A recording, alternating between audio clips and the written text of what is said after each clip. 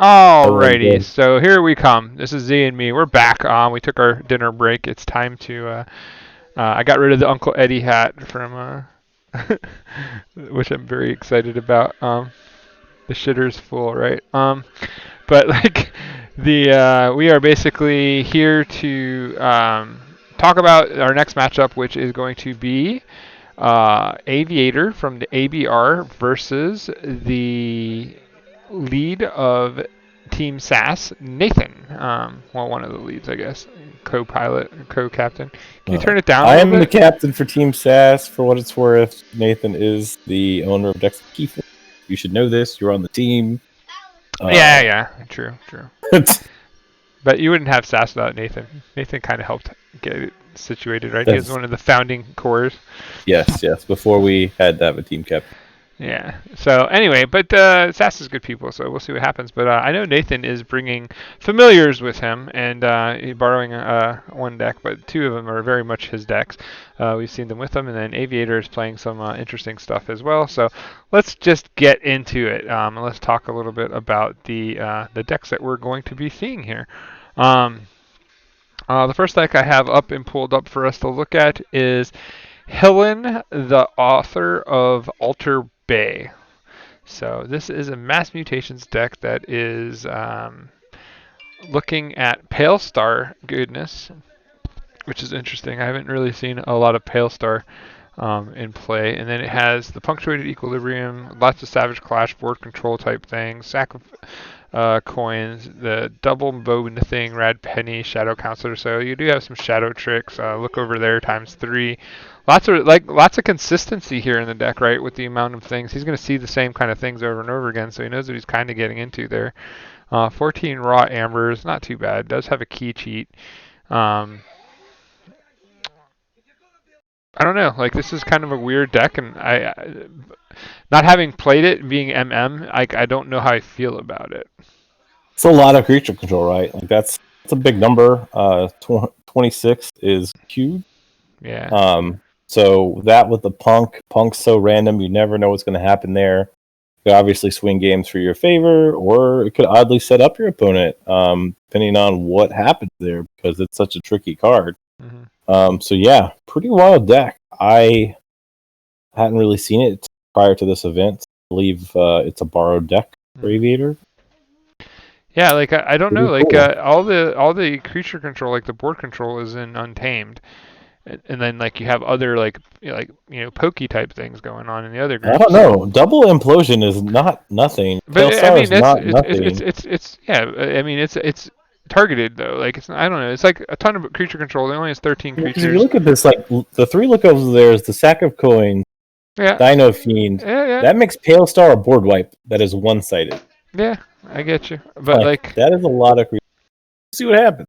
yeah, we'll see what happens. It's an interesting deck, for sure. Like, I'm curious to see. Like, I don't know if the raw amber count's fast enough to deal with it, but I guess we'll see if it gets played. And then we'll move on to Crawley, the Breadlands Centurion. I feel I've seen Crawley before. I think this is one of Aviator's I recognize the go-tos. name. I don't know if I've played against it, but I can go through this. Jupe, if you want to do the strikes, since one of them is my teammate, that might be better. So Yeah, that's have fair. them both send you strikes. So I messaged them. I got the one from Nathan. I didn't get it from Aviator. So if you want to message that, I'll go through Crawley. So we're looking at Crawley, Breadland Centurion. It's got Logos, Saurian, Star Alliance, the World Collide deck. When Worlds Collide first came out, this is the exact combination that I was the most excited about drawing. I don't really have a top deck that has these three sets, but this is the exact type of deck I was looking for. Minus, I wish I would have a little bit more like actual raw, but still, like if you're looking at the Logos board, you have the Eddie, you have the Shark, you have the three Wormhole Technicians do crazy things. The triple failing strike with 23 creatures in deck. Those 23 creatures have the city state interest to do some magic there. The Tribune Pompitus makes them all a little bit powerful. There's no Ludo here, so that's a little sad. But the Star Alliance is, I think, the star in this. You've got the Morpheus, the Double Helmsman, Double Light of the Archon, Encounter Suit, Quadricorder to make the Voltron appear and just do work. So, real fun logo story in Star Alliance. Does all the things that you would expect those houses to do. Doesn't have some of the traditional combos, but it does have the staple of the three houses as far as what we're looking at. Yep. So Crawley is pretty solid. Like I do think that not having Ludo is sad, but I mean, all in all, like that Star Alliance is kind of disgusting, and like Encounter Suit is a very under appreciated card because it's a rare and we don't see it that often. But whenever it shows up, it can be a real pain in the butt to get rid of, It especially does with take all a lot that. of work. That really negates like what we saw like with Hillian, right? Like with all the like the actions to get rid of things. Countersuit kind of says no to that, so it's interesting. I do love Neutron Shark as well. It's one of the best cards in the game, period. So yeah, Neutron Shark, while it's in the same deck, Neutron Shark is actually the answer to encounters. Yes, it is. That's true. All right. So we got H.A. Razorhand of the Speedy Mountain. You can go ahead with that as I'm getting strikes. All right, we're looking at Classic Coda, one of my favorite Coda combinations, Disc Logo Shadows. A lot of these in our league this season. Got the double Control of the Week, the double Dust Imp, the Lash, the Soul Snatcher in here. Always questionable whether that gets played. I think it's going to be matchup dependent. You've got the LA in the logos to set up gigantic turns. The Scrambler Storm, the Phase Shift, just to make the turns even more bonkers. I talked about this in the last matchup. The Phase Shift existing in the logos is pretty huge here because it allows you to do the TMTP, allows you to do the Control of the Week off of your LA turn, which could be game-winning. And from my play experience, early on, even now, one of the most frustrating cards in this game to play against is Nature's Skull and Lights Out. This deck has 2 Lights Out, which is all value. It's gotten better with time because of all the capture that's in the game. The ever-critical TMTP. And what I was saying, Morales, that we saw earlier today, didn't have, is this deck does have Miasma. This deck does have Lash of Broken. So this TMTP is a much more live than that one because it's got 2 of the best cards that set it up. And again, it can be fired from logo to make all of the magic happen. All right, so out of these, good Coda. Out of these 3 decks, what is getting the ban? Since I know you do not, unless you. I don't know. No.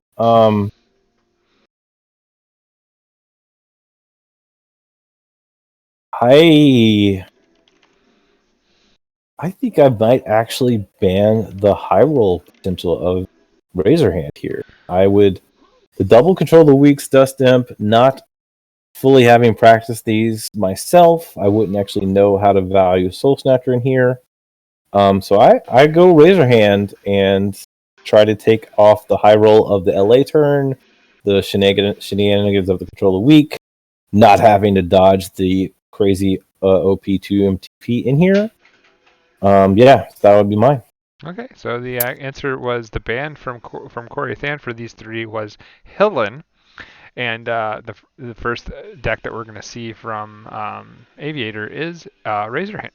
So with that said, let's look at Corey's decks, and this first one is Smoke, we call it, because that's what it translates to. That's what it translates to, so according to them. I haven't looked it up, but I guess it's true. The part that's in quotations, like how some decks have quotes on there. There is the part, that little bitty part, Smoke translate.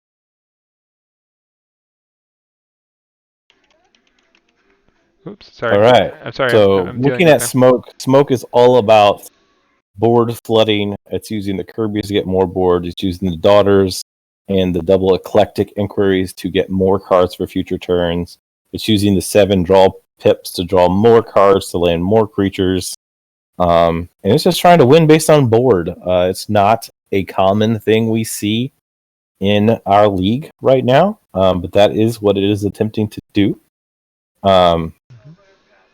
So we'll see if they can handle the board or not, right? And so this is a borrowed deck from the team, right? Like a team deck or whatever. So this is my deck. Nathan is borrowing my deck. This is a deck that Nathan is not as familiar with, but obviously he's going to play it well. Like this is a crazy, very good deck. Like what easily. And it's got a 5.8 Facebook score. I'm super happy with that. But either way, so moving on to his next deck, it's Deidre Nathan Seat Viceroy. Now, this is a Nathan favorite. This is definitely one of his decks. I've seen him play this deck multiple times. Double EA on the fringes, lots of super value, like with the exhumes and stuff like that going through the deck. Etaromi is one of his favorite first turn plays. From every time I see him play, it seems like it always lands for him. And it does work, like when it's a first turn play. It's interesting. And then Senator Baracus is here to make his dinos do good things. Has lots of Imperiums for protecting them, City State Interest for grabbing Amber, Axiom for, again, board wiping on one-sided because of the amount of capture that is in the pipping that is in the Saurian House with the Star Alliance, getting just lots and lots of value from digging and refusing actions and stuff. So this deck just moves, right? Like, it's just really solid. Yeah, and then in this type of event where all the decks are so great, the stealth modes are even better. The EEs are even better because like the actions you're preventing are high value. The cards that EE is purging are high value. So it's just certain cards increase in value as your opponent's deck. Mm-hmm.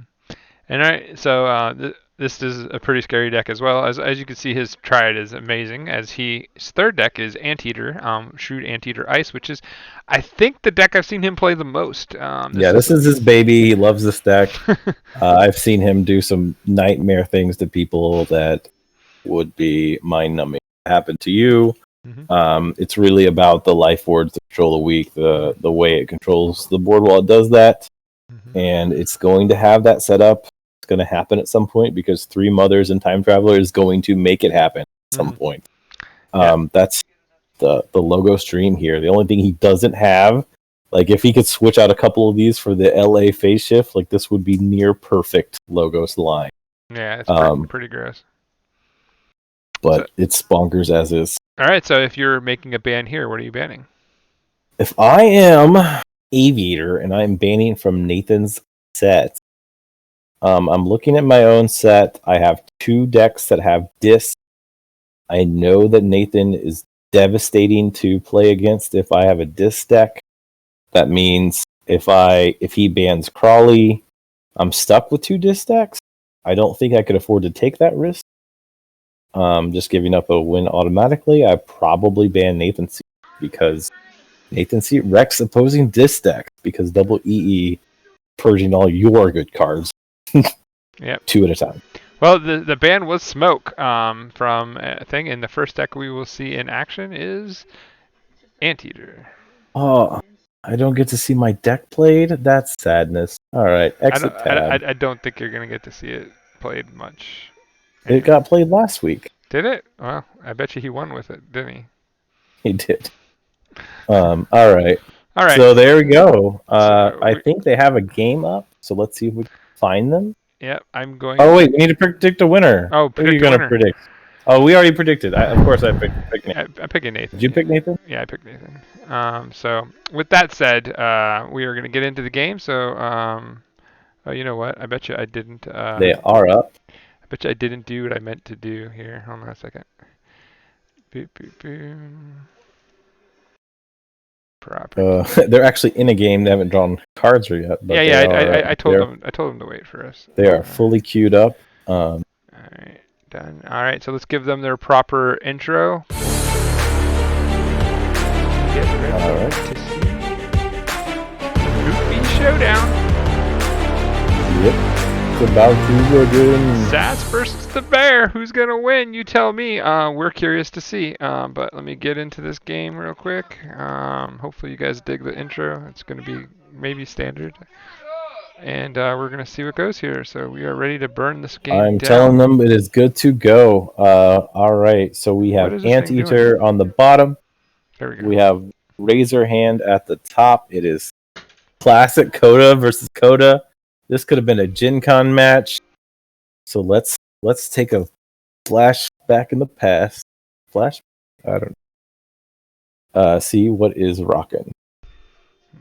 So I'm guessing it's fortunate then that Nathan didn't come out with Nathan first with all those EAs, right? Like, or do you think he's just looking to close up the game with the EA deck if he needs it? I think winning here. If he gets a win with Anteater here, Nathan would be a strong proponent the Nathan deck to beat Razorhand because of the EEs. Mm-hmm. So yeah, I mean, I'm always a proponent of play what deck you think you're the best with and have the best chance of winning both games. Mm-hmm. First, at the chance that your opponent will tilt, because tilt is very real in high stress matchups. And as we've seen, some of these players have been pretty nervous. We're not giving away tons and tons of money, but I think this is really all we have right now. So people are kind of like going all in, and I'm excited that that's kind of what's going on. I mean, we've already talked about how Corey did so badly the first season, so he came back this season with a total He's vengeance. super motivated. Like, he actually took a little bit of it. So, like, I feel I prepared quite a bit for the matches. Is what he said. It was like, okay, Nathan, we'll see. But I definitely know he's been practicing more this season than last season. On the team. It's nice to see. Chat. It's nice to see. Yeah, motivation is high. So AV8R gets that first turn lab work. You're always thinking of what that could be. Is that TMTP already? Is that a control the weak that's being pocketed for leader? Or are you just getting a card out of your hand? Like those early cards like that are always interesting to see. Dumps a crappy bait and switch, lands Urchin for no value. I'm sure that's just a setup hand. I have a sad starting hand for Nathan. This you're obviously wanting to see the mothers as early as possible, but he did not mulligan. So he's got something. Man, AV8R plays fast. Yeah, that's an early use of those lights out just to get him out of the way. Well, there's only one, right? There are two. Yeah, so but there's another one coming. I think those cards are Schuler just misses hitting value. Does send them right back to Shadows. Pretty good chance this is a low value Shadows turn. Mm-hmm. We're seeing secret needle use and then pass back. So early turn skip with the first control of the week. The nastiness happens in Anteater is if he can get a help from future self and cycle that back in. Like, that's where I've seen it really go off. It just kind of crushed people because you get those control weeks back in your cycle. It's just borderline not fair. And now he's adding the draw engine with the mothers. Yeah, there are answers in Razor, right? Like, there's a lot. There's a lot of creature like. I guess there's not too actually much. Not as much. Like the lights out, but that's not going to help too much. I guess not really. Yeah. But really. No, these mothers are likely to be hanging out, making a family. No daughters until AOA. Yeah. I always wanted the Legacy Mother and a daughter deck. I saw one sold, but it was not a very good deck, and the bid went high just because they were there. But it would be fun to have one. Novelty Forge? Yeah. I mean, I'm a Fat Forge subscriber. I've got a bunch of decks I'm never going to play. And that would be glad to have one of those. Control of the Week is hard here. He just drew a bunch of cards, 8 cards in hand. Probably not sending him back to Logos, but most likely this Shadows turn has value. He's only played 2 Shadows cards. There is Amber to steal. So out of the... I mean, I don't remember how many cards he drew, but I can just scroll up a little bit and find out. So why do you think he pushed him back into Nathan Shadows? Drew 5 cards. I guess because he knows the Urchin is gone, and that's like the only... maybe it's because the Urchin is gone, and it's the only turn off, but like all he had to do was cap the mechanic, and it was done, right? Yeah, well... Because Urchin is the only... because Relentless Whispers from hand would not have done it either. Yeah, so I'm thinking... I guess the idea was that he was hoping there was no Shadows creatures, but that's... I mean, going into... Like, he had to pick a target there. Like, obviously, this was bad. I mean, Logos was bad. Mm-hmm. If you go into Dis, you know they can answer the Succubus as well. Mm-hmm. So I don't think there was it's one of those where there's not a great call no matter which way you go. I mean, I said, if he didn't have a Shadows creature, he makes a key. Because the Urchin was gone already, so and that was the only in play one. Shadow Self on Succubus can be a problem. I know that he's got a lot of draw going on his side right now. But 2 mothers kind of negates that problem. Yeah. He's still netting a card off of that interaction. It's an interesting choice on the Mac versus the Nadi. I always feel Mac has more value, especially with almost any other Shadows creature. Especially with the I probably would have switched those. Yeah, especially with the Secret Needle. Like, that's 2 points of damage every turn, that you go into Shadows. Mm-hmm. They're both getting really big boards right now, so about to see, something's about to break. Who is going to take advantage of this crazy situation first? Because they both have strong setup. So you're saying they're one step closer? There's the double fight on Mike, Mac the Knife, because of the value. Had that been done differently, that doesn't happen. Yeah. Succubus does survive with this line. I think there was a line that he could have double fought into Shadow Self, and then the Titan could have killed the Succubus. Mm-hmm. That might have been the way I would have went, because I think the one Mac turn and answering Mac the next turn is probably more value to me, but I understand getting Mac off. I've personally lost games to Mac the Knife pretty much just because I didn't kill Mac the Knife as soon as I could. We've got some comments from chat. Brobnar89 wanted to see Hillen played. That is Brobnar89's deck. Well, Brobnar, I wanted to see Smoke played as well. So neither of us get to see our decks do a showdown. You guys can cry together and probably get a cup of tears. Yeah. Right. So board to board, going into Logos where he doesn't have boards. So I'm looking for a big turn here if he's choosing this. Do we obviously doesn't have the LA in hand because we already saw a card come down. 2 mechanics on the board. There's the phase shift to the bobble. Man, really just he had so many cards. He had to dump. There's a Scrambler. The Scrambler Storm. Mm-hmm. Scrambler Storm is live, so Nathan can't play creatures, but he has a gigantic board. So like going into Shadows is real good right here. Like Scrambler Storm is. Oh, but he goes disc. He can't play action cards. He can play creatures. Yeah, but he's got 2 Fight Steel 1 triggers in Shadows. Even he played nothing. Mm-hmm. He goes into disc. The Schuler takes him off key. I think he's continuing to build this big board because, as we just noticed, Razorhand actually doesn't have a lot of. There is no real board wipe. No. I believe Poison Wave might have already been played, if I recall correctly, like early. Yes, like turn 1.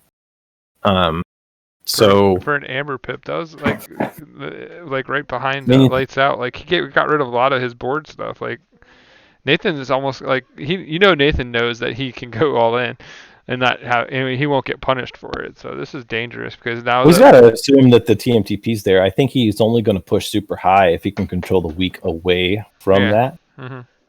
But I mean, he's pretty good about not missing stuff like that. I'm saying, and then now that phase shift came down, he knows he can actually control the weak into Logos and not get punished.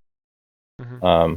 And he has double life ward down already too. So and we haven't seen the recycle yet, and the deck is just thinning. So he's getting his artifacts out of the way, creatures on the board. Like this is real dangerous for this is why Anteater is what Anteater is. It is this situation, not rare. It happens all the time. There's the Miasma, so he is most likely trying to bait into that too much to protect line. But the issue is, like I said, like the control of the weak just takes that offline immediately.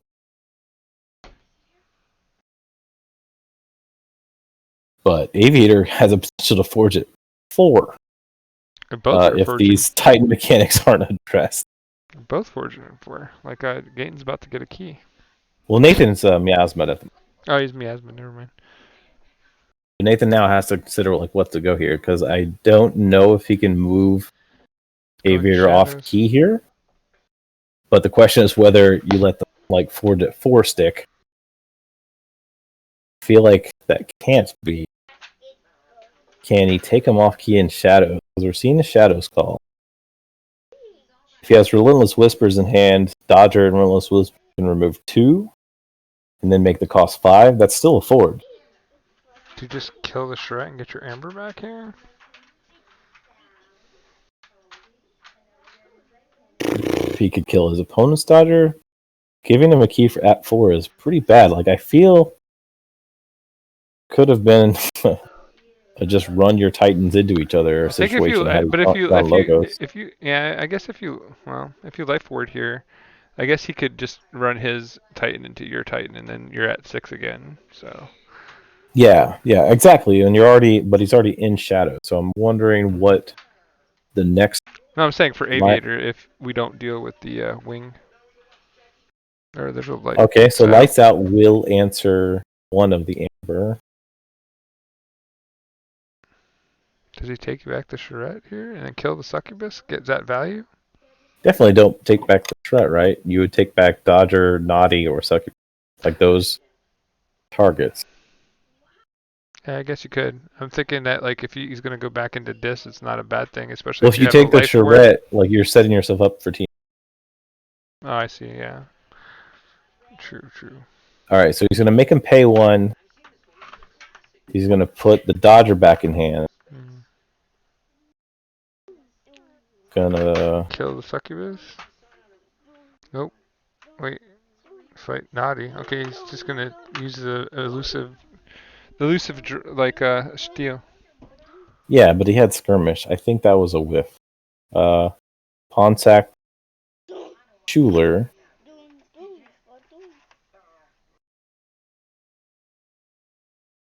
Could have pawn sack Mechanic.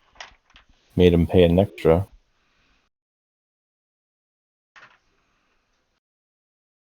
This was a very weird line for me. This is one of those I'm gonna be interested to go back and look at later. I don't know if it's gonna affect the. Well, maybe, because if this is TMTP, it's a pretty decent swing.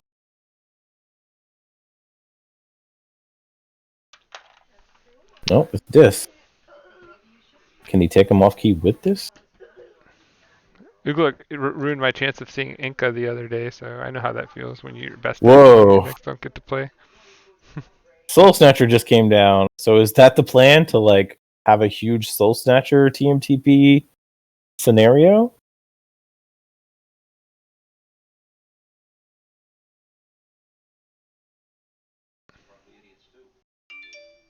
Because that's the only way you play this in the scenario, right? Like, you reliably think you can take advantage of it. There's the control the weak back into dis. If he gets control the weak back, though. Mind Barb hits a dust imp. Is this like a time to use the life word? I think so. Maybe. Well, the question is, I think that was a gamble, right? Like, I think playing the Soul Sinister was a gamble. He controlled the weak into a house, but if He's going right back if to 6 Nathan with this has fight. his own control the weak, this could have been like a roll the dice and fail. Hmm.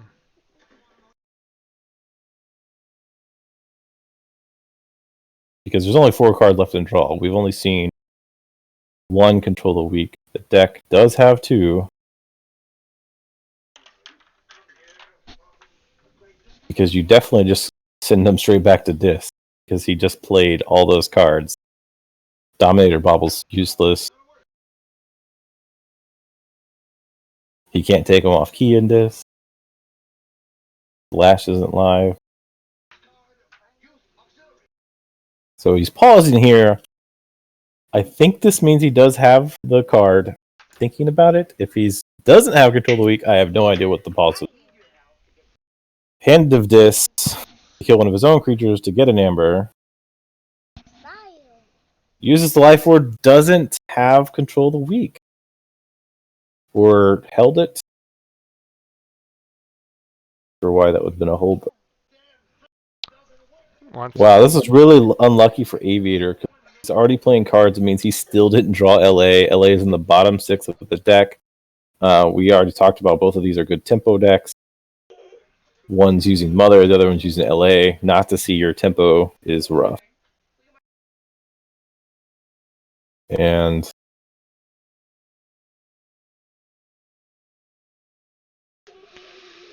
here we are.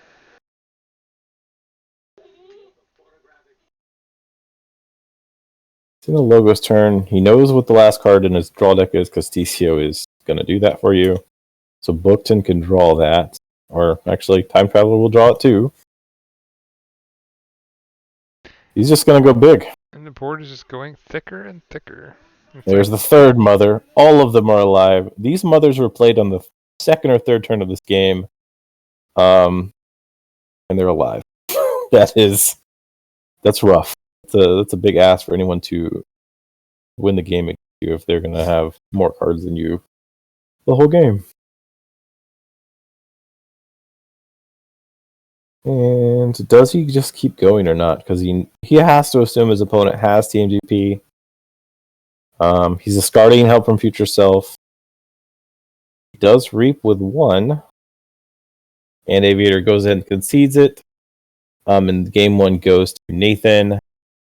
They have to remake. So game 1 goes to Nathan, and Nathan is now on Nathan's seat. Nathan's seat, which is actually really good against Dis, like we've said before. So it is real good against Dis. So, Nathan's seat has a crazy win rate versus other Dis decks. So he's sitting in a good position to go 2-0 here, I think is what we're saying. I think the advantage has swung towards him, but if we're just crazy, this is where if you're AV8R, you gotta compose yourself, know that Keyforge is wild, not tank your games because of faults. His other deck is Crawley, right? No, wait, did I pick the right? Yeah. His other deck is Crawley. Crawley doesn't have this, but Razorhand still has to beat Nathan's seed at some point in time. So yeah, that's true. That's the thing. Like it's Triad, it's all about their weakest link. Is your weakest link gonna hold? So do you think AV8R switches to Crawley for this matchup? I don't ever switch. Is what it is. I from go playing Triad. I pick the deck that I think I'm gonna win either matchup the best. I go with it until I have to switch. So you are a monster. Man, we get offers on a lot of decks. It's pretty cool.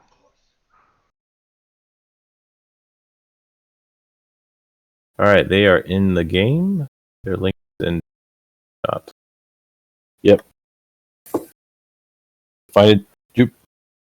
I'm looking. It's in Discord. The link. Use the link. Why are they doing links? I think they made it private or whatever. Yeah, I know. It annoyed me, but I figured it out. Well, I'm in while we're waiting on him. He is staying on Razorhand, so we are going to see Nathan's seat versus Razorhand. This is one where I do feel that Nathan's seat is advantage, so we're going to see. Just a quick reminder, this is Creepy Showdown, and now we see AV8R on the ropes as Coraythan has boxed the pair into the corner. Will he be able to come out? We will find out. Let's see if the bear can do the dancing two-step. Paw to the face. Dancing bear. Paw to the face. All right, so this is going to be an interesting matchup. It's going to be tough, I think, for AV8R. But if he can get through this one, there is a good chance. We have AV8R with HA Razorhand on the top, like before. And this time we have Nathan, Coraythan, Deirdre, Nathan's seat on the bottom. So we're gonna see what's going down. First turn Naughty, get it out of the hands. That's weird. Like didn't mull, and that's not one of the first turn cards. I guess you don't really have that many great first turn cards in Razorhand. Succubus, I guess, is the best. Oh, Mac the Knife, and then Succubus. No mothers on that side.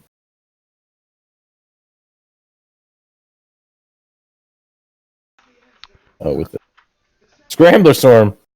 Super early. Isn't Nathan's seat like almost all actions? Yeah. 19 actions, 16 creatures, 1 artifact. Oh, no, 1 upgrade, no artifact. So, most likely, this is going to be a set turn.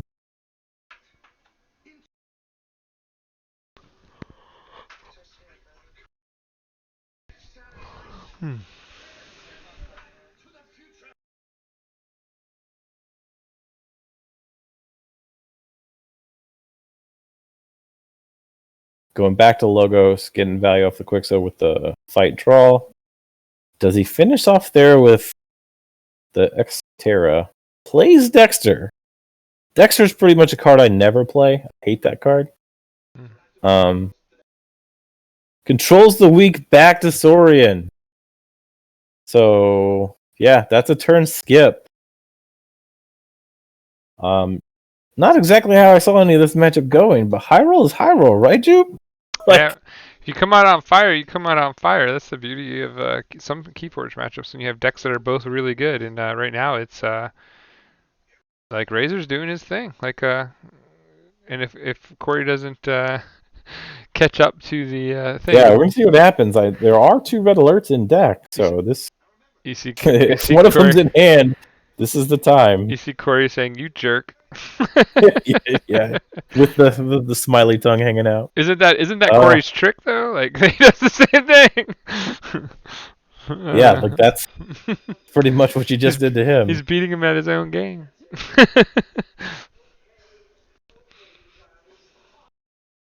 Oh, there's the library access getting discarded. That's a smart play when you don't have a lot loaded up and you don't want to get chained. There's the red alert. Clears the whole board. Stealth mode of his own, but calls it Scrambler Storm in chat. Just on the other side, Razorhand has 16 actions, so not quite the 19, but still a lot. Plays the Soul Snatcher, which Call I it, think in this matchup was probably 100% the right move. yeah, especially since Nathan, he's a little bit ahead and he has a lot of creatures. well, he's ahead, and Nathan C doesn't actually have a lot of Amber control. It's more about disruption and pacing on its own side. Hmm. So that's probably the safest call there. Often real hard Keyforge calculus to figure out whether Soul Snatcher is better for them. Mm. And Uglix is with me in the chat. Playing decks is a bold move. Man, I hate that. So the EE plays the Greater Oxtat, discards the Misery Exploit. Probably going for control though. Yes, he clicked it before I even said it. Discards another card. What's next? He got the other control of the week. So now we're in that situation with Nathan Seat does its kind of wildness. Like if this game is drawn out long enough to go to where they're starting to cycle, Aviator's deck, this is Razorhand's the one with the slightly lessened line of logos. So Aviator's deck could get real rough real fast if this ends up going to a scenario where they have to draw into their deck again. But Aviator does have the setup right now, right? Like there's the Miasma's on, the Forge did not happen, TMT has not been played, there's only 10 cards left in deck. So you end up in this scenario, if you're Nathan, like, generate Amber this turn or not. I guess if you have stealth mode. Oh. Goes Disc, doesn't have stealth mode, exhumes an Eddy.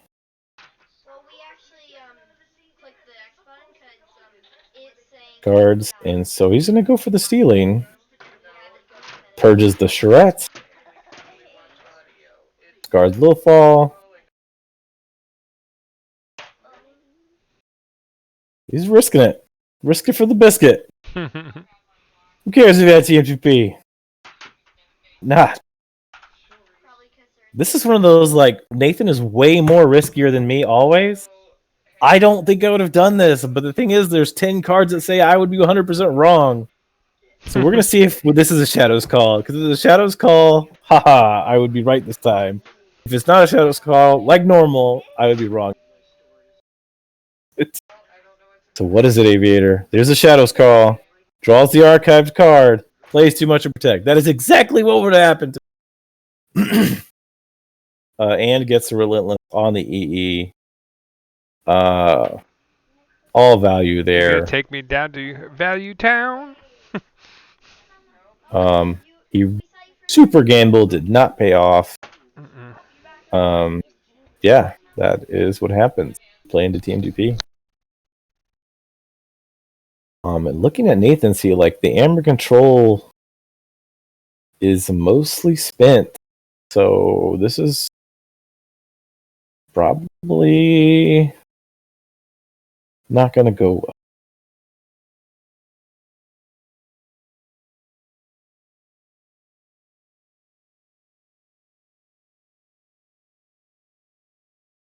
Logo's turn. I'm not expecting this to be a big turn. Saw these creatures. Dexter again! Bruh! Okay.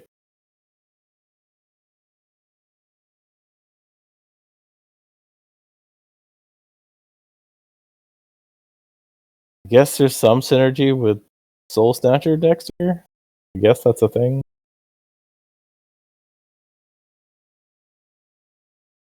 Star Alliance here. I don't know what this could be.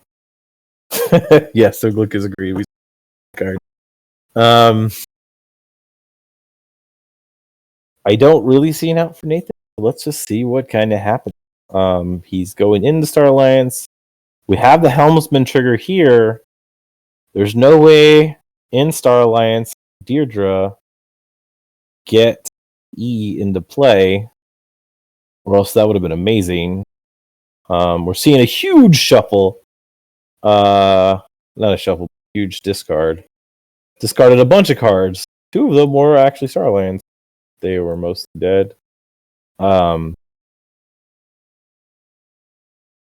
Guess he's looking to try to cycle for an EE turn. The following turn. This is a pretty solid solid push here from Aviator. Like I think this puts him in a good spot if he can crack this one to have a very good game 3. So and we haven't seen a lot of games go to game 3, so good on him. A lot of games have gone to game 3, but you and me have not casted one yet. We have not casted a single match that's made game 3. So, but yeah, if this goes to where we see Crowley versus Nathan Seat, it would be interesting to see what happens, because then everything I was talking about the EE value goes away. He's playing Crowley. Yeah, like so. It's like the Lord of Hell in Supernatural. I mean, you can't beat that. I did love that show. I haven't. I love it. I just watched. I think I've seen all but like the last half of the last. Yeah, I just watched the final season because it was like the final season. So like I just watched it, and it was came out when I was in college, so I've been watching it ever since. And I'm normally like watching it a season behind because I like to just burn through it. Yeah, me too. So I'm always like, you should go watch the end. This is finally a series that ended well. Like I've been so disappointed with HBO and all these other places. Like I was very happy with the ending. I don't know how people thought of it overall, but for me, I liked the ending. It was good. So. Cool. I will get to that. So yeah, I'm not we have saying anything. Ingram come down, so the medic is probably. Oh, I was expecting that to be a helmsman. That's. Yeah, I can see that too, though. I mean, Exo is pretty good. Yeah. Like it allows some nonsense to happen. Oh, that would allow for the EE to come down out of house and then fire helmsman. So that's something. That's something. That is interesting.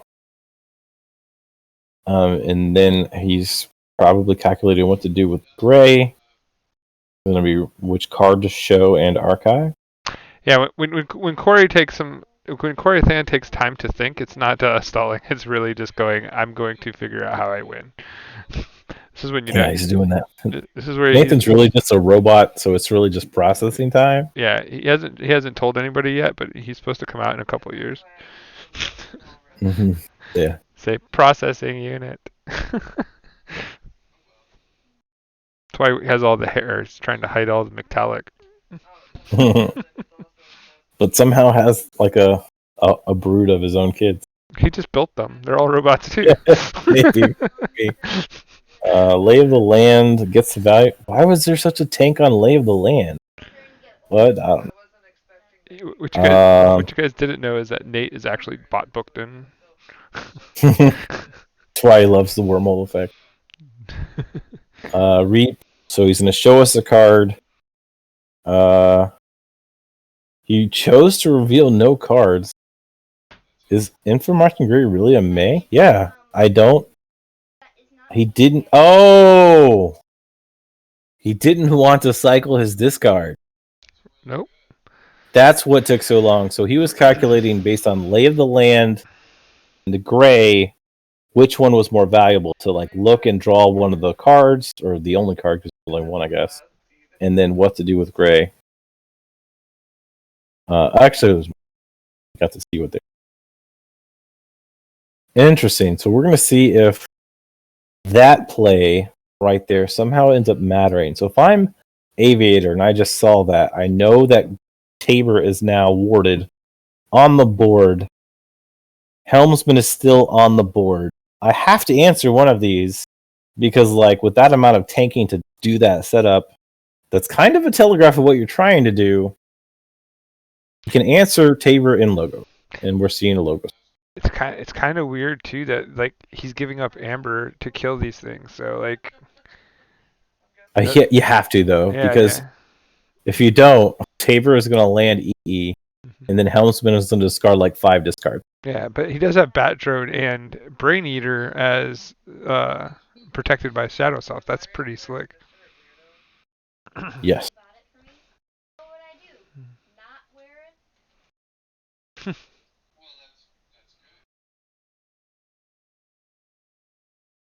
We should also give him an Amber. Dexter has the Reap. Looking for extra draw. All right.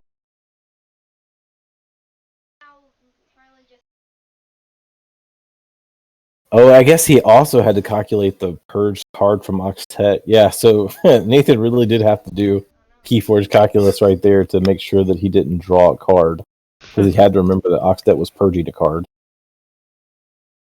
He's a robot. He's got this. So he's exhuming the EE. I believe he should have an EE in hand. Mm. He does.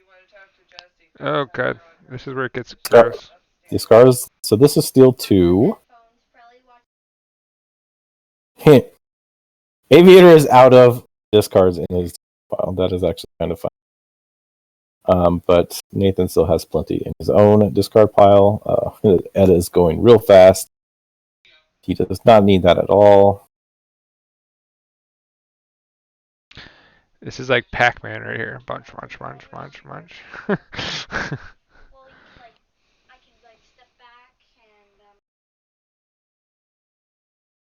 Yes. I think he's probably out of discard, right? I don't think he has another one in his hand. We can count them, right? There's 3 on the field, 4 purged, 2, 5 in hand, in the discard. So yeah, he has no more discards in hand. He's trying to think what to do with the Octet, because another card has to get purged from his hand at the end of the turn. And then he's going to cycle his deck. So what could possibly come back, save him? He's going to, like, Aviator's going to push hard to go to check deck. That kind of has to happen. Evil Eye could be a thing. City State Interest is the card. Like, that was... City State Interest, I think, is the number one thing that Nathan needs to draw into to answer whatever Aviator does on his next turn. And interestingly enough, I don't know if Aviator can afford to kill the EEs because that gives him Amber because of the Soul Snatcher, which I was talking about. Like, that's such a weird card. I don't again know what the pause is, other than he's trying to debate whatever is in his hand, which card he wants to purge to Oxtet, and then what to actually do with Oxtet. So he chose to choose the Reap. I think that part was obvious. And he purges Lay of the Land. Because the 2 answers that I just named are not in Starline. So even though he has these 3 good Starline creatures, it would be real hard for him to be able to survive the next turn in Starline. So he's hoping he drew no Star Alliance cards.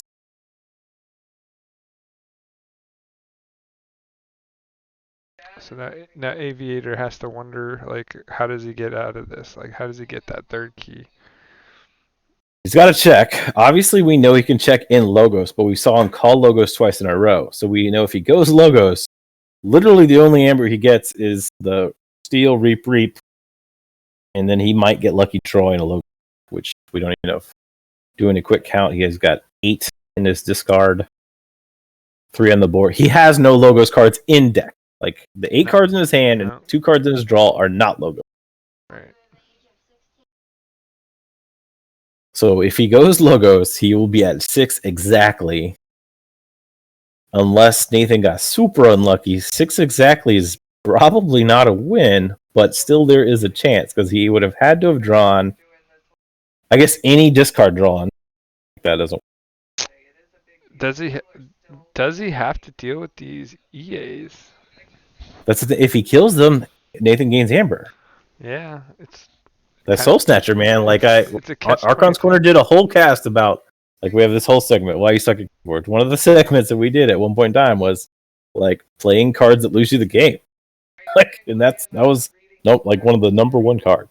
Mm-hmm. But it does synergize with Dexter a little bit, but still, I don't know. Like I hate Dexter. Hard for me to say scenarios that I like Dexter. Although I did see George beat Eric in a crazy game, and Dexter was part of the. Every card has its day, right? Every card does seem to have its day at some point in time. So we're going to a Shadows. Mm-hmm. The thing is, Shadow, Poison Wave.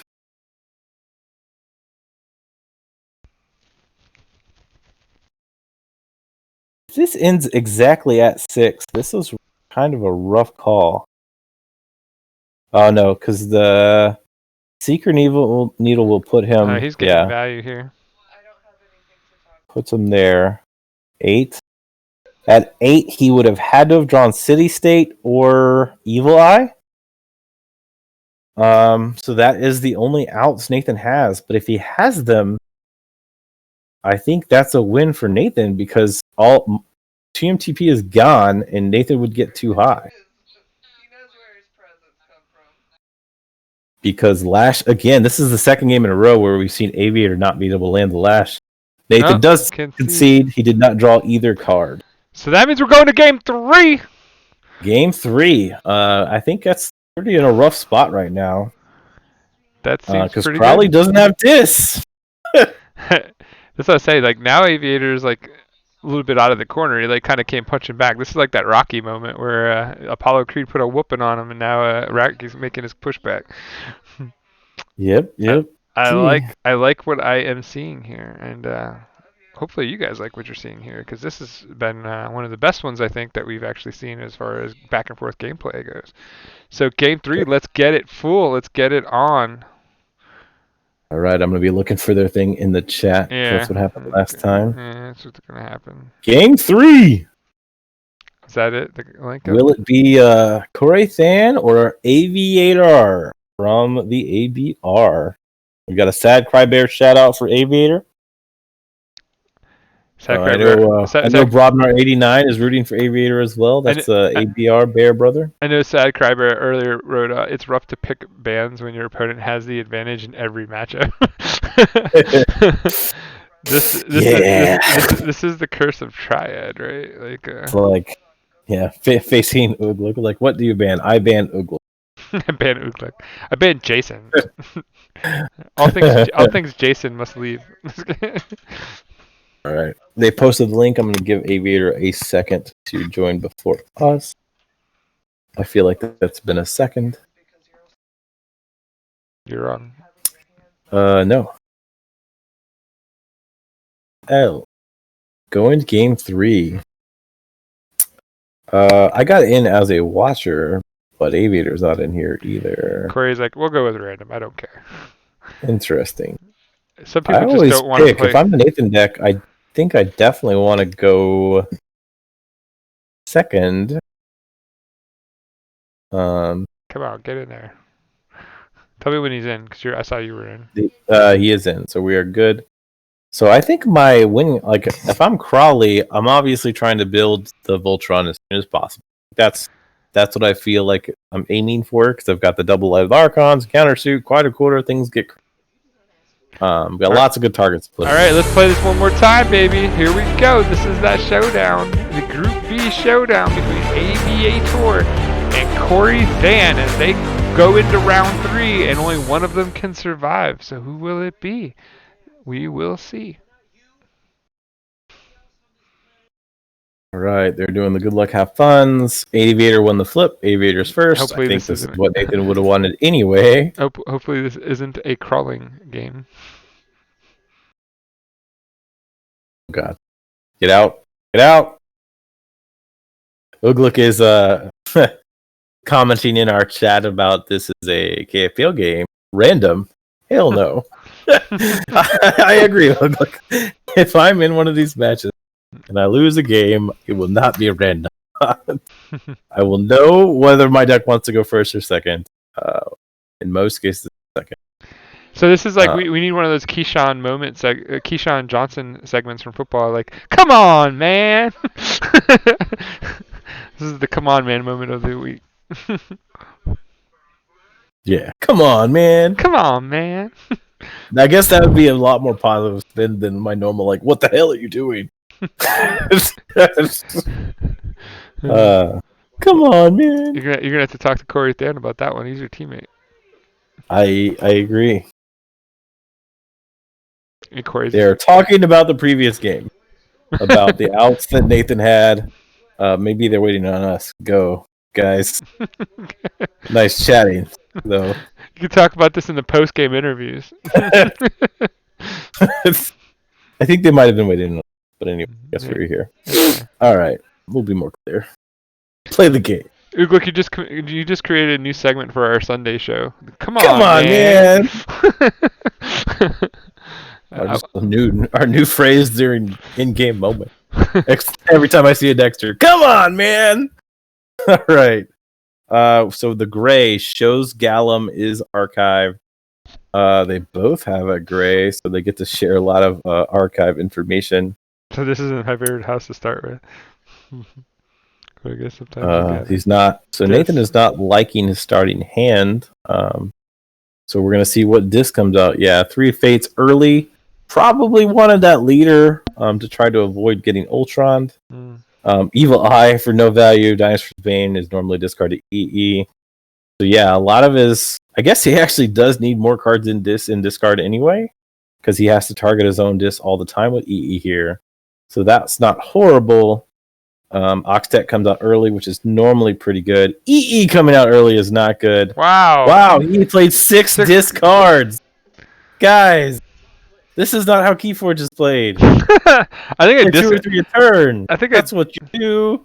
I don't know, man. I think I discard like everything except Etorumi. Well, he didn't have Amber. Yeah. And then Aviator does the same thing. Come on, man. What is going on? Come on, man. This is Keyforge. Wow. And yeah, they're both commenting on the fact that they both played turn. And Nathan saying, well, yours was by far more unfair. Man. Wow. This is I don't even know. Like, you can go straight back into this and answer this? Is that the answer, though? Like, Eddie's on board. You know you need to answer Eddie. That Quaint is really bad. Great Oxtet can kill one of the 2 threats, the Technician or Quant. I'll probably kill Quant because of the immediate value. Yeah. This is literally like Apollo Creed and Rocky standing in the middle of the ring just wailing each other at the end of the fight. Yes. I'm not going to dodge. We've established that this is... I don't know if he drew any discards, but I actually do feel I go back into this and board here. Take out 2 threats. Actually, Eddie, you don't want Eddie to get warded and stuff. He does go into this. He lands Binding Irons to try to slow down some of the bleeding that's going on with the tempo of these 2 his opponent. And he gets 2 kills here because Edda's live. I definitely take out the EE, not the EE, the Eddie. And then, yeah, probably Quant.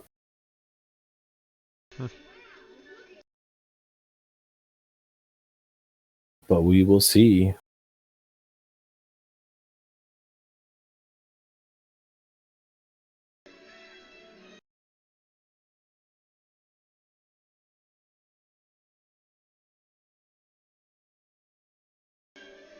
The big thing is if Aviator makes Eddie like the Voltron thing, like that gets pretty much impossible for Nathan to win at that point.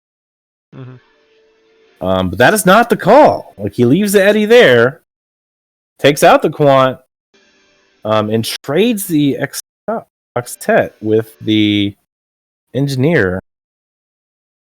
He exhumes his...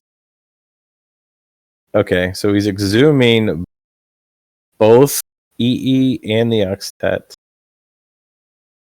but doesn't taunt the EE. And he purges his Strix. That was a perplexing turn. So we're going to see what happens. So, not quite a come on turn, but I mean, like, there's a lot of. I did not play into TMTP last game. That was the come on, man. Yeah, right. All right, pumping up the Tribune, landing. Oh, that's an answer. The Odoak, no more Steely for you. These dudes are getting real big. That's rough. Yeah, that Pompatus could be tough, Yeah, especially. it can get big real fast.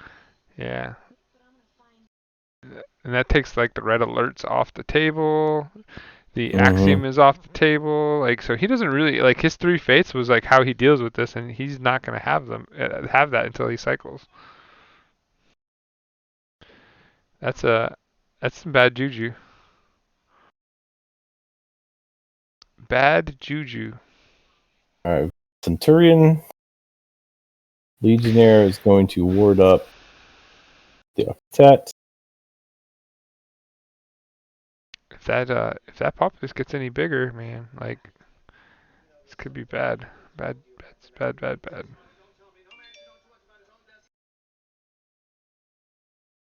Stomp, I imagine, is going to kill the Eddie. That doesn't I think that do. like he's Uh, trying to wear out that Pompatus because he knows it's gonna just get bigger. yeah, I guess. Gonna purge something. What are we purging?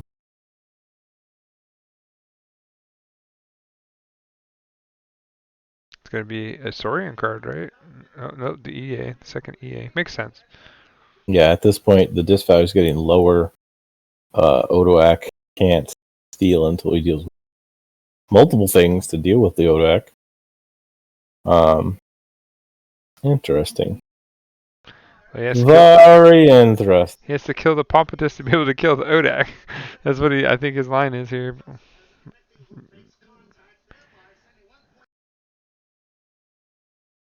Yeah, it's actually important. Oh, Oh, oh, oh, the oh, Voltron. Does he have countersuit? oh. Oh, does he have enough dino power to kill this? Yes, he does, and with the If he warps. does, that is a miracle because like the Voltron in this deck is insane. I I think he has to. If he doesn't go bang bang this turn, I think this Pompatus just wins the game. Yep. Like I think it's demanding a call. So like let's see, he can hit him for I can't believe he actually has the 11 five, and power. 6. He has exactly enough. Exactly enough, yeah. The Legionnaire will take out the armor, and then the Centurion will do the other 6 damage. I will be shocked if that is not the call. But then again, I saw him playing. We just watched him play into the Amber I'm earlier. gonna do this math like 5 times real quick. Yeah, in chat, Nathan's like, "Oh, I'm gonna do some math. Make sure this happens. Does it like have like the stupid things on them that you miss sometimes, cloaking dongle or whatever? Like I hate that stuff. Like, oh no, I just fought into an illusion. Yeah. I think Edaromi or Edtaromi or however you pronounce that card. Like I think that Yeah, card is I very just call him undervalued. Edarami. Yeah, it's I I think like that card. I have him in Akari. I use him a lot more often than I originally thought because yeah early on I was like, well, there's 3 cards in this deck that kind of suck, and later I'm like, I guess it doesn't kill stuff. yeah like it wasn't until I played Nathan at some point where like I realized that like a first term Yeah. Edarami is just really good. Because if you play multiple creatures, you just can kill it one. Like, like if you go back that way, or Interesting is, oh yeah, if he does he have any more dinos in hand? Because I think he had to do this. He gets this is a high value turn if he actually had any kind of dinosaur in his hand, any card, because you had to do what you had to do. You just took out now Aviator. I don't think Crawley has any recursive effects. 0 recursive effects. So in order for the true Ultron to come out with the oh, encounter suit, you have to there's cycle the value. deck. Oh yeah, so yeah, that was this ended up being a pretty good turn from him because remember, every turn he's purging a card because Greater Oxtet kind of thins exactly what you need in this deck. So I imagine we're probably going to oddly see another disc. Does he put an Amber Pip on this deck? I think he does. I think he should. Looking at Crowley, Crowley's creature control has Flux, has Failing Strike, has Neutron Shark. I haven't seen Neutron Shark or Flux. I don't think I put an Amber. And he didn't. Yeah, Flux. Flux is another. Like I love that.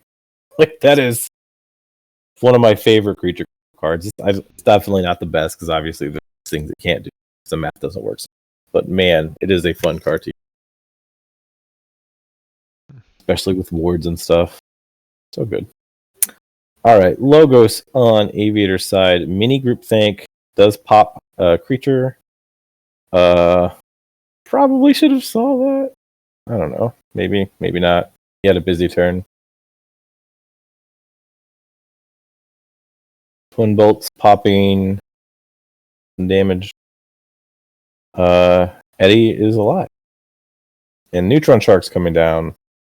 Probably going to take care of the Octet. That is getting a lot of value. What's next, though? I guess just the Centurion. What? Now you kill... Oh, no, you stop. And now we're back to square one. Eddie is a little bit less of a threat now that it can't be Voltron. Ultra, whatever it's called. I didn't watch it. Nathan's going into Star Alliance. He's looking for tempo. Literally has 0 discard cards that are Star Alliance. One of the Star Alliance is Purge. So after Lay of the Land, we are looking to see probably 4 or 5 more Star Alliance cards come down. Another Lay of the Land. I don't even know if there's any Amber Control in Star Alliance, so the key will be forged. There is not. Yep. I think given, minimal value red alert. yeah, I think that given the way this game has started, I think Corey has done a pretty good job Corey has done a pretty good job of balancing it out. Oh yeah. He's had to work through some pretty tough problems. Yeah, they're not going to stop though. So No, they're gonna keep coming. Yeah. Oh, there's Helmsman. Yeah, he's about to put down a whole bunch of stuff Oh, that there has you to go. be answered. I don't know if Crowley's. I guess if Flux comes down, or if any of the 3 failing strikes has come down, that could answer some of the stuff. Mm-hmm. Yeah, we haven't seen any failing strike cards played. There are 3 in deck. I feel like this stuff is going to get answered. The Helmsman is requiring a full failing strike now, though, with the word on it, so that's nice. Mm-hmm. Or I guess you could run your ODAC into it, but that's tricky. Yeah. Here's the Saurian. Probably seeing 1 or 2 failing strikes. Spiral for future value. Great card. Definitely. There's 1. There's the first failing strike. There's Helmsman and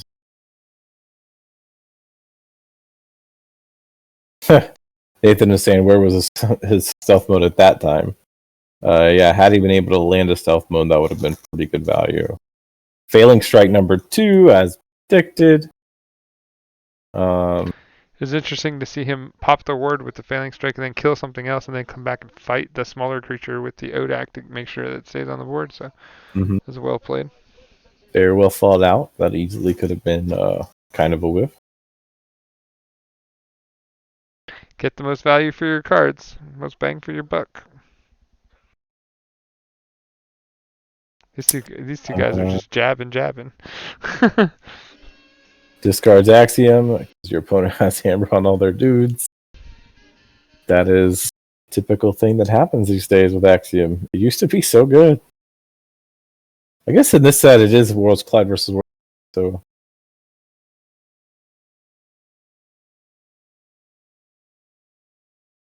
Practice. There's a game Practice kind of has to be answered. So does he go back into Saurian back to back to answer? Does he have an answer in Starlight? Oh yes, Flux. Mm-hmm. What do you Flux though? Do you have a card that's a different number because you don't really want to kill the Odoak? Definitely can't call 3. Better hope you have something of a different number to put down with the Star Alliance, right? Yeah, if he has... I don't know what I want. Maybe one of my Helmsmen? Don't need both of them. Yeah. If he had his own one Helmsman in hand, he probably Flux 2s and 4s. Yeah. And then play the other one. Light of the Archon's on the Eddy, so he is still trying to pump up the Eddy. He kills his own Eddy. What? Oh, dude, you had two helmsmen. Come on, man. I definitely would have killed one. Kept the Eddy powerful. That was weird. And it gave him a key too. Ooglik did do the come on question. Come on, man. Yeah, I did give him the key. Like, I guess if you don't answer the helmsman, but like even if you don't answer the helmsman, what is Aviator drawing into here? Oh, I guess he could draw back into the Ultron. That's not nothing. That would be the thing. drawing back. The thing that gets me is that like he killed his own Eddy. He didn't have like it didn't have to happen. Like I don't get that at all. Stealth mode, Tabor. So it doesn't look like he's answering. Yeah, he did not answer the helmsman. So I actually do expect to see him go back into Star Alliance and then just super power forward to build another Voltron here. The weird thing is, The second one. Harley also does not have a lot of amber control. Like both of these decks are 7.3 and 7.8. So it's like once their tricks are done, they're pretty much tapped on the amber control. So we're gonna see what he draws out. So he discarded a bunch of stuff, mostly logos. Been a decent logos. No, I guess it wasn't mixed. And then he's gonna discard some Saurian. So did he draw back into his pieces? Because he really needed to draw back into his upgrade. He does draw into the medic, probably going to land and protect the Odoak. And one of the spears. Discards Flux because he doesn't need it now. Yeah, pretty much bad no matter what number he picks on his side. Quadricorder lands on Odoak.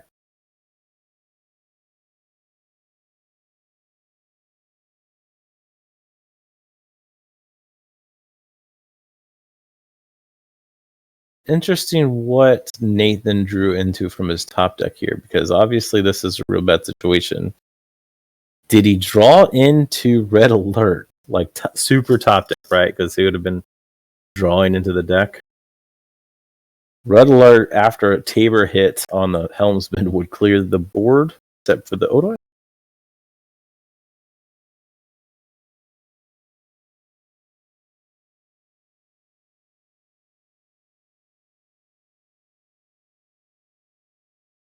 I guess with the where the Amber is, even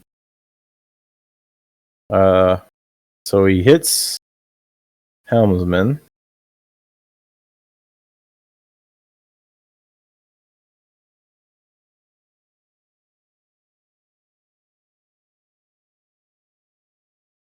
So he has his Tabor trigger, so he can play any card from hand that is any house, or he could fight with Odoak if he needs a fight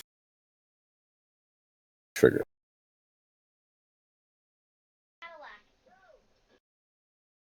Playing Gray obviously didn't draw into Red Alert.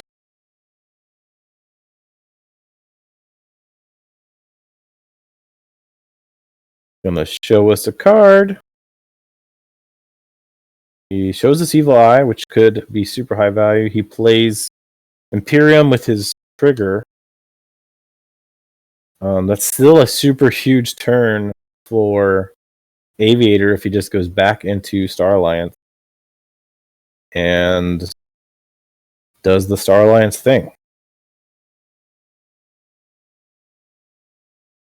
That Quadricorder super live, making your opponent constantly at 8. He doesn't go into Star. I guess he can still do Helmsman. Yep, he's doing the Helmsman from Star Alliance with the Golden. He's discarding a. Interesting that he did discard the Star Alliance upgrade. He's fishing for something in Saurian. So is he looking for his failing strikes? There's one of them.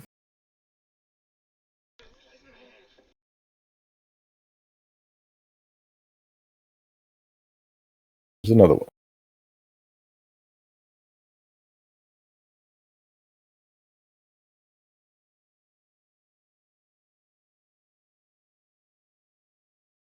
Uh,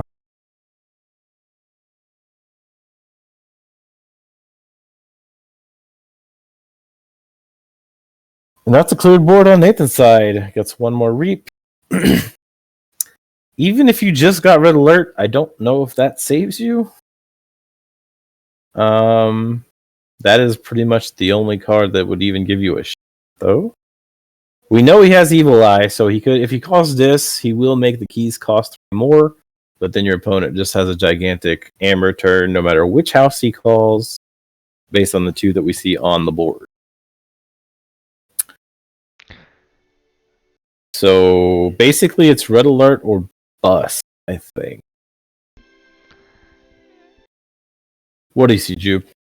I agree with all you've said. Like, I think that the bear has pushed him into the corner. Like, letting those, I guess, playing those helmsmen at the time he played them, they were the value he needed to make this swing. And landing that Morpheus is pretty deadly. Like, yeah, Morpheus is always super high value. Well, not always. There are decks that he's, but yes, in general, if it's a competitive deck, Morpheus does work.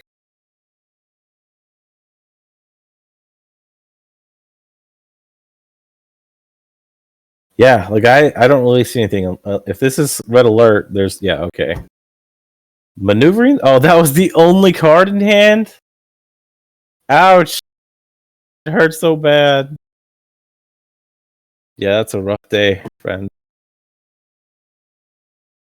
Although I guess if he now has 3 Fates and Evil Eye, he has a chance to steal a win.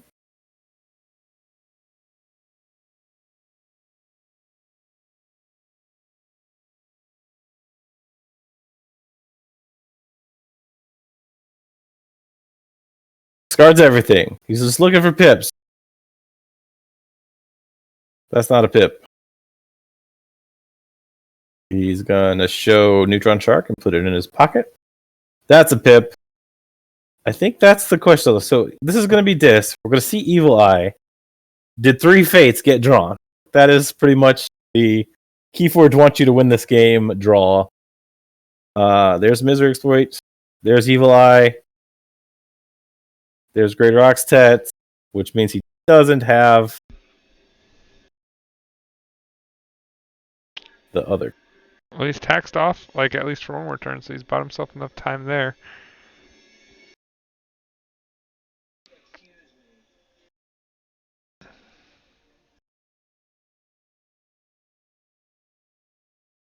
Here we are.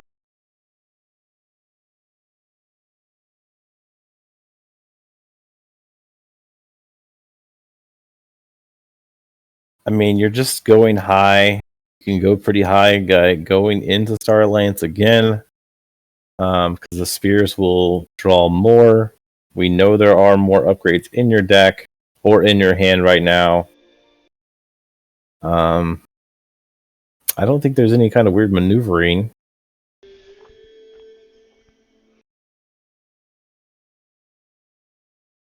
What a game. Yeah, this is tough. On the other side, I think the only out left to Nathan would be, I don't know, Theros Centurion plus City State. Yeah. Yeah, he kind of really needed that 3 Fates in hand last turn. That would have been I think that would be a win, but don't know now. Going Saurian, okay, because he can still do Spiral on the spears. The value. Keeps a quadricorder alive. Here comes the helmsman. Gonna see 5 discards. 3? 3 cards. 3 cards were discarded. Tribune. Nathan concedes, and that is a wrap. And the Aviator takes down Coraythan of SAS. Good job, ABR representative. Holy crap. What a game. That was like one of the best games we've got to see so far Yes, live. yes. That was pretty cool. I'm gonna message them in chat. I think we told them that we come. Your name's David, right? What? Corey doesn't even know who he's playing against. Nathan doesn't even know who he's playing against.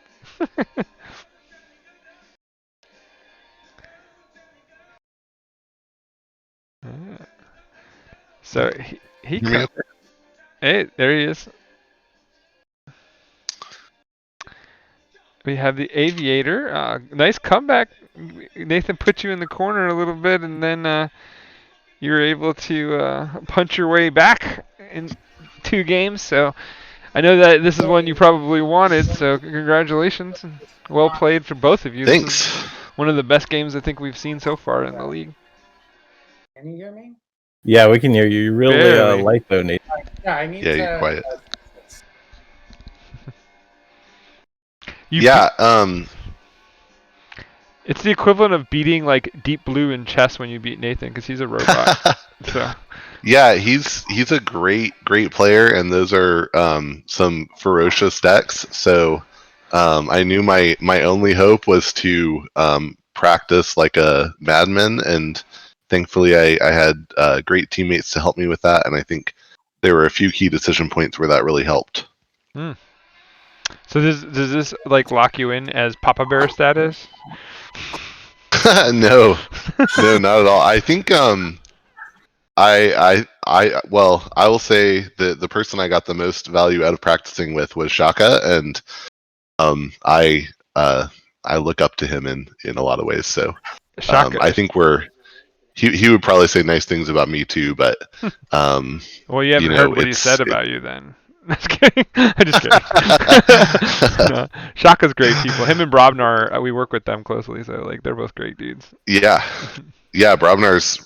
I mean, everybody really. I'm very thankful to be part of a really excellent community there. Yeah.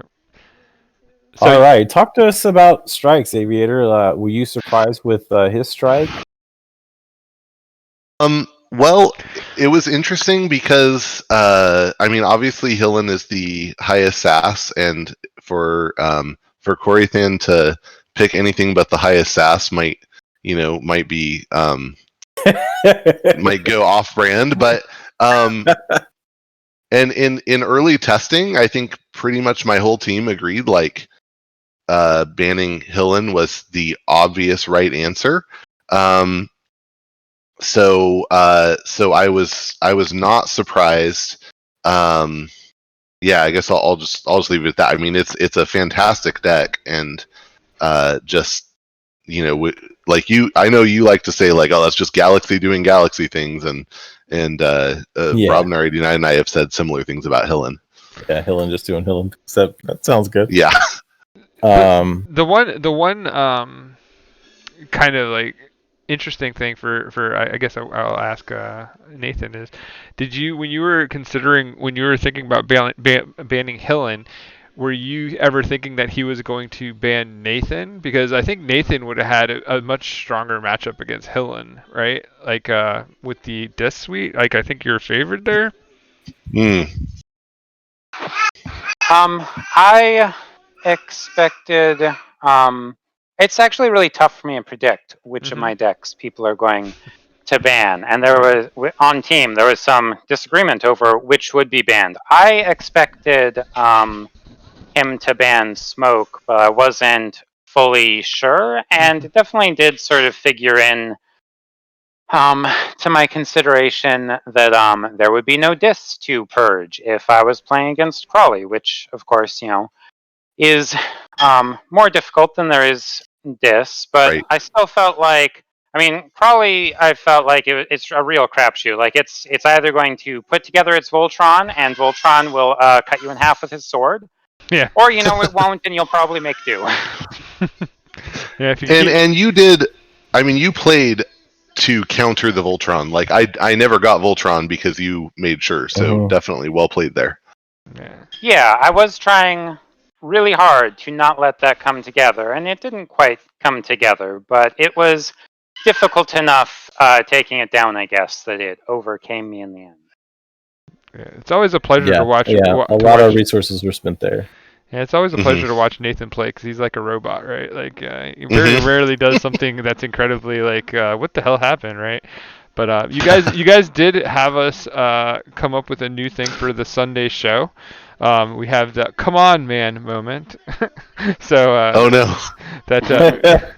Well, there's I think the biggest one on, let's see, because we had them for both sides. We always for Aviator is Dexter. Who plays Dexter? Come on, man. So Dexter was fine there. Yeah. I have no problem with that, Dexter. No. Thank you. It's different. So there's a couple of things that make Dexter. I hate Dexter, but there's a couple things that make Dexter often a good play in that deck in particular. One is the Soul Snatcher, and the other is the Library Access. So I'll just say in testing, that match went my way 4 times out of 5, I was dealing with a bad draw, which that happens, and you have to be able to deal with that, or you lose. But I ended up pitching the Library Access because I thought in the moment that was the right decision, and having Dexter come back can often be right. But and he put the pressure on so much that I never had a chance to. I never had any leverage in that game, and that was just him playing the situation correctly. Mm-hmm. Yeah, the other thing, you have Library of Babel too, which is like a low-key weird Dexter combo, because if I destroy Dexter, you can go right back into Logos, and you get a Logos. So there's a little bit of benefit. Mm-hmm. So the number of games that I've won from doing a too much to protect, smashing Dexter into something, a phase shift, too much to protect, Library of Babel, Dexter. It's really weird, but it closes games out. Yeah, it's okay. really Okay, I see that. The other come on man is for my boy Nathan. We talk a lot about risk assessment. He's way more risky than me. Both fairly know the odds of things happening. You played into TMTP hard. Like what was going on? What was the calculus there? What? You just gave Z his confirmation bias. So. In game 2? Yes, game 2. I feel like you were ahead. I don't know. So what was the I don't recall determination having a choice to avoid TMTP. How much you did went into an EE turn? You went into an EE turn where you discarded to steal 3, put you on 9. He had 10 cards left in deck with 1 in archive. TMTP had not been. I can't remember that turn well enough to say, but yeah, he's not going to give you. He's not going to give you this back. 9, but he's not going to give it to you. Well, I'll stick up for him in two things. One, I think I played the too much to protect, right? But you did. But it was almost a waste of the turn because I got the too much to protect and like a dodger on board, and that was a terrible turn. And so he just kind of put me in a situation. 3, gain an extra 1, and land a creature sounds like a good turn. Not when you're behind. Not when you're behind like that, and there's like 2 mothers on the board. It just wasn't good. Wait, are you talking? Is this the first game or the second game? No. That wasn't the mother game. This was game 2. Oh no.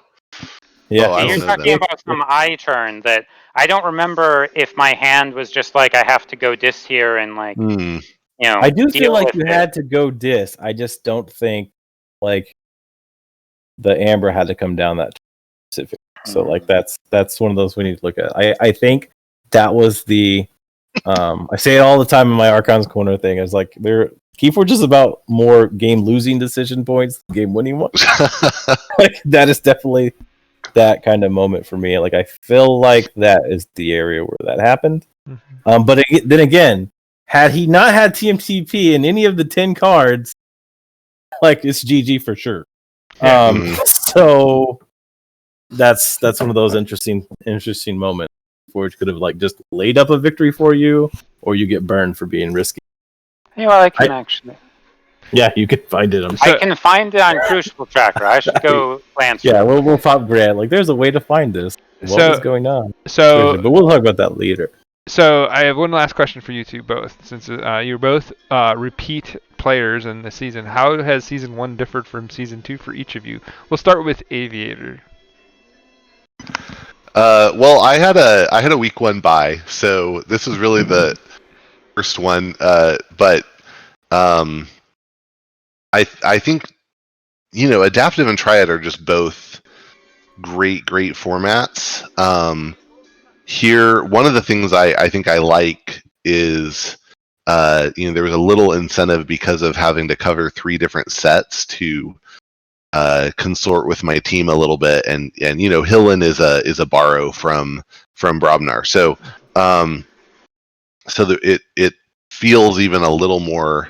Obviously, I had the Ancient Bear Republic team rooting for me and they doing were some out in practice force. with me, but it's even a little more this season because of like I'm not just here with my own decks, and then Triad it's having to hold 6 decks in your brain while you're choosing ban decisions is really challenging, and so I don't know, I like that extra level. How about you, So Corey? I did go back and glance at that turn. So I had Oxtet, Dinosaur Bane, Lilithal, and Exhume, and he was on check to get key 2. So I was already like way behind. I mean, I obviously exhumed the eye and then discarded a couple things. Like I de-checked him just barely, and that did Yeah. put me at 9. I mean, I don't know like what else would have been better if it's better just like let him forge and exhume. I don't think I had anything good to exhume, so it was kind of just nah. Mhm. No matter what, yeah, I had nothing good to exhume. I didn't have any Well, more. and if you play Exhume, you're generating Amber too, so Yeah, well, I did exhume. I exhumed the eye. right. Yeah. Yeah. I'm on your side. It's interesting. Like, had I the didn't have any team good not choices been at that there, point. like it would have been your favorite, even though you were down key at the moment. What was the question I was supposed to answer? Yes, the question you're supposed to answer. You both played in season 1. How do you feel about this season, season 2 versus season 1, as far as the feel of it, the games you played, whatnot? I'm feeling a little bit less burned by losing in 2 games so far. Repeatedly. I do remember that in the chat quite often. Season 1 did not go well for me at all. There was like nothing good about it for me. So I'm glad this is season 2 period. Yeah. Glad that it's season 2. There's your answer. He's glad. Yeah. So like the competition level of the KFPL is you would say is pretty high then. Yes. I guess I don't know. I actually really enjoy adaptive, and I think it's a really cool format for Keyforge. But season 1, it was interesting. Like it was definitely I don't know, just sort of tough to gain traction in adaptive Yeah. compared to like Triad, where you're like, I feel like you almost have a little bit more control over your destiny in this Triad than you do in adaptive. I mean, like I know you played 2 of your decks. I've seen them before, so like I was like, oh, these are definitely Nathan's favorite decks. So like it was nice to see that, and it's like getting smoke banned. I guess isn't horrible because you have the familiarity with the other 2 decks that puts you at a pretty good advantage in most matchups. I think so. It's true that I've played the other 2 decks a great deal more. So I'll just say in testing, I didn't win a single game against Smoke. Yeah. So, Shut up! Don't say this on air. Smoke. sorry. Smoke. He's got to be honest. Smoke is pretty good. I think there's a Well, lot. I could have not said it and still maintained honesty, but it was gnarly. I do love that deck. It is my deck. Yeah, the deck is really good. It's pretty fun. It's already infamous. Like it's not like you can hide the fact that Smoke's a good deck. See, but anyway, the idea though is like I think that there's actually a lot of players that have borrowed or have a deck that is just like auto banned, so that they could play the 2 decks that they know better. So I think that was a strategy for some players. Like I know Vaths is playing Light Tasker, I think, or no, was it Vaths? No, Sad Cry Bear, right? Like has Light Playing Tasker. Light Tasker. Yeah, he has Light Tasker. Like who's not going to ban Light Tasker? That deck is 2 matches, 2 bans. It's probably going to continue that way. But it does We'll give see, him we'll see. it does give him the chance to play his own decks that he's familiar with. So there's a strategy into that idea, I guess, as well. So but I think that so far this season has been a lot more interesting. It's just cool to see like people come out of nowhere. Like we're gonna give the oh my god award to Unarmed Goat, who is he's just trucking along. Yeah, we're wrapping up the other segment here, but yeah, Unarmed Goat, spoiler alert, come Sunday is the lone top seed. I guess there are 2 people with 2 wins, but he will be the only one with net 4 points. He has not lost a single game in 2 weeks. He 2-0'd both of his opponents, and one of those opponents was Grant Titus. So his trek has not been easy. So that is. It could basically be unnamed goat or unarmed goat because this person came out of nowhere. Yeah, he qualified playing with his brother. Like his brother made him play with him, and they ended up in the same group as well. So. No, that's someone else. Unarmed goat. Oh no, unarmed goat is one of the Grey Riders. Sydney. Yeah, one of the Grey Riders. Sydney Steele. Yeah. My bad. All right, but thank you 2 for joining us. Great match. You both played phenomenally. Great to see great players play great decks. That's what season 2 KFPL is about. But this is GG's, Nathan. You too. Yeah, so we hope to see you guys in the top 16, and that's where we would be casting you guys again, as we're trying to get everybody in at least once or so on these feature streams. So good luck to both of you, and thank you again for joining and participating, and best of luck the rest of the way.